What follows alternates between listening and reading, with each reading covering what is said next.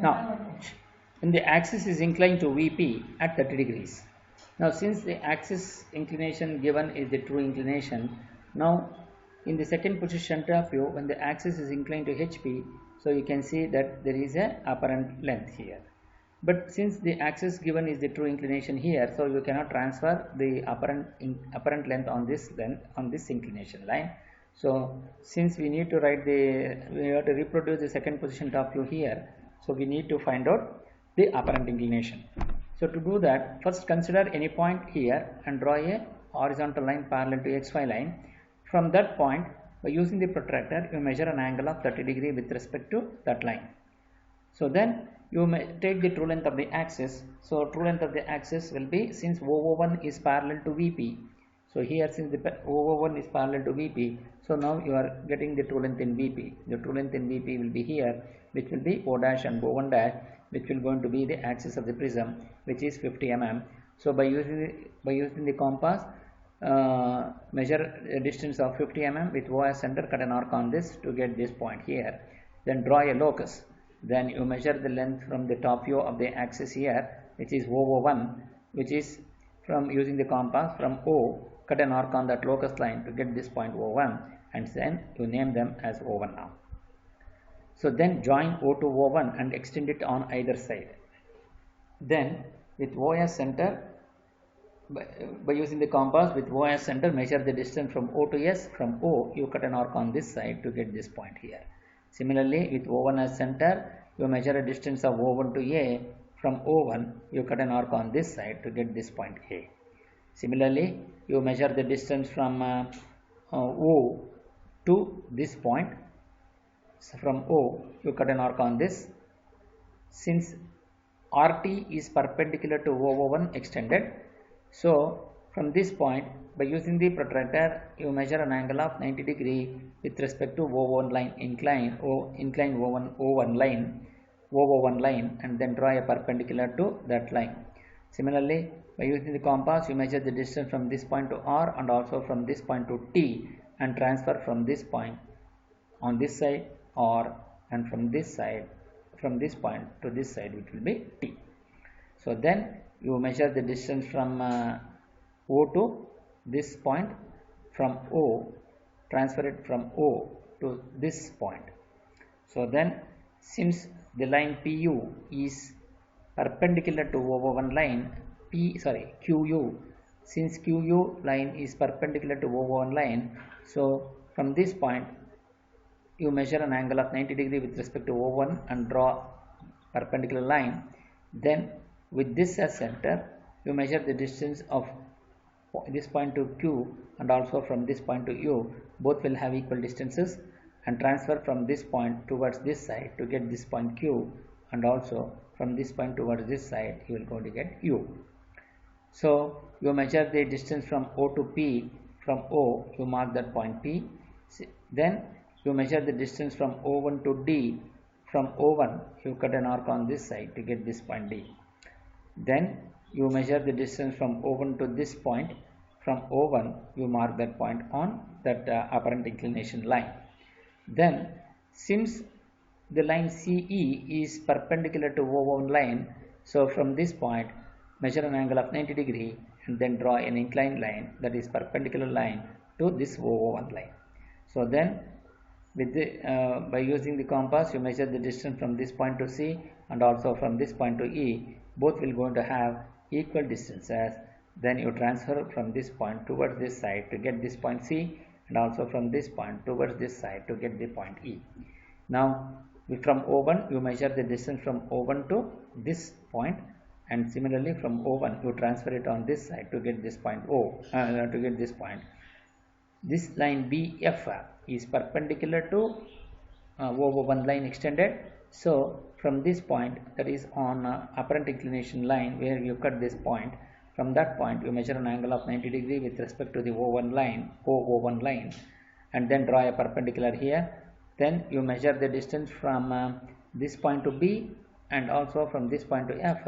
Both will have equal distances, and transfer it from this point towards this side to get this point B, and also from this point transfer it on this side to get this point F. So since we have completed all the points which have been transferred here from this. Then join all the points, join all the edges including visible and invisible edges exactly the same as that of the second position top view. And then now to this we need to write the front view. To write the front view, draw a horizontal projector from A dash and draw a vertical projector from A to get this point A dash. Similarly, draw a horizontal projector from B dash and F dash and draw a vertical projector from B to intersect at B dash and from F to intersect at F dash.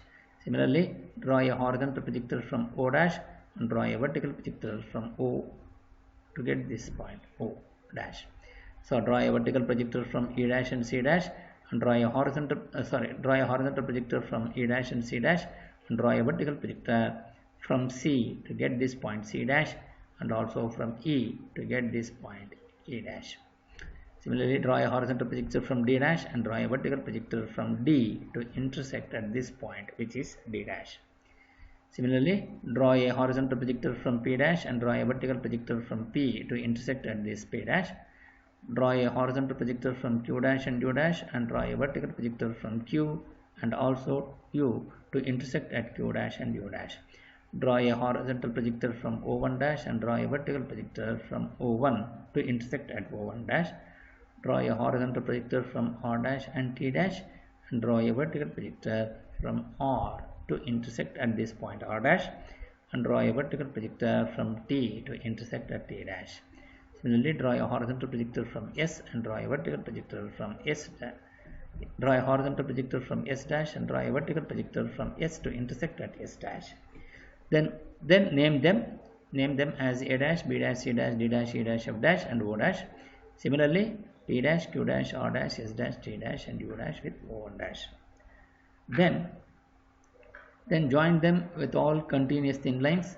So join between A dash to B dash, B dash to C dash, C dash to D dash, E dash to F dash, D dash to E dash, E dash to F dash and F dash to A dash. Similarly, P dash to Q dash to R dash to S dash to T dash to U dash and U dash to P dash. Then all the join between the longer edges A dash to P dash, B dash to Q dash, C dash to R dash, D dash to S dash, A dash to T dash and F dash to U dash. Then join with the center line between O dash to O1 dash. So now the condition of visibility and invisibility we have to apply. All the exterior edges of the boundaries of the solid will going to be visible. So which is that B dash to C dash, C dash to D dash, D dash to S dash to T dash to U dash to P dash and P dash to Q dash and from Q dash to A dash and A dash to B dash. Join with a continuous thin line, with a continuous dark line. So because all the exterior edges, the boundaries of the solids are visible, so when you look from the front view, PQRSTU is near to the observer, it is visible. So P dash to Q dash you dark them, Q dash to R dash you dark them, R dash to S dash you dark them, then S dash to T dash you dark them. So all the exterior edges, the boundaries. So then since Q dash and R dash is not on the boundary, so naturally, so from Q dash there is Q dash P dash is visible and Q dash R dash is visible. So this point B dash Q dash becomes visible, so you dark them. Similarly, R dash to C dash you dark them because of the same reason. So now once you get this, so A dash to F dash will become invisible edge because B dash Q dash is crossing, B dash Q dash is the visible edge which is crossing that line A dash F dash. So A dash F dash becomes invisible. Similarly, F dash E dash will become visible. So from E dash to S dash becomes invisible. So from E dash to D dash is also becomes invisible. So since PQ A B C D E F which is O dash is becomes visible invisible, since PQ R S T Q is visible, so that becomes visible edge. So now the final solution, if you consider here, so a hexagonal prism of 25 mm side and axis length 50 mm is resting on one of the base corners such that two base edges containing the corner make equal inclination, that is PU and PQ makes equal inclination with respect to vertical plane, with respect to vertical line. Then Draw its projections when the axis is inclined to HP at 40 degrees and the axis inclined at VP at 30 degrees. So since we have taken all the considerations of the problem, and hence the problem is right.